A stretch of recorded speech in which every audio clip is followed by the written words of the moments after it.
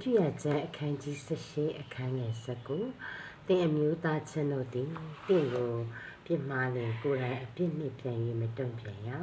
အညိုမထားရကိုနှင့်ဆက်ဆိုင်သောသူကိုနှင့်အများချင်းရမည်ငါသည်ခြောက်ရပြာဖြစ်ကြောင်း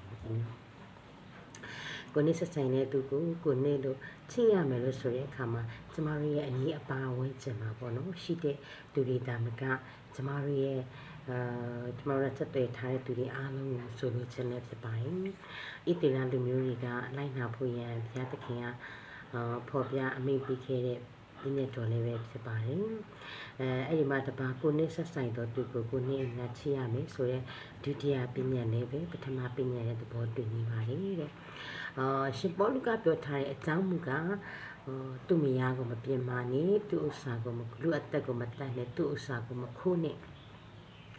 မမှန်တော့တတိကိုမခံနဲ့သူ့ဥစ္စာကိုတက်မဲ့လို့ချင်တော့စိတ်မရှိစေနဲ့ဆိုတဲ့ပညာမှာစပြီးတော့အခြားသောပညာတွေကကိုနဲ့ရှိသမျှတို့ကကိုနဲ့ဆက်ဆိုင်တဲ့သူကိုနဲ့အများချရမယ်ဆိုတဲ့ပညာလေးတွေပဲဖြစ်ပါတယ်နောက်ပြီးမှနော်ကိုနဲ့ဆက်ဆိုင်တဲ့သူကိုနဲ့အများချစ်တဲ့အခါမှာကျန်းစာရမှာပါတဲ့ရှစ်ပညာတော်ကတင်းရဲ့စောင့်ရှောက်နေကောင်းသောအကျင့်ကိုကျင့်ရရောက်တယ်ဆိုတဲ့အကြောင်းလေးပဲဖြစ်ပါတယ်။ဒါကြောင့်ကျမတို့ရဲ့ဘဝမှာ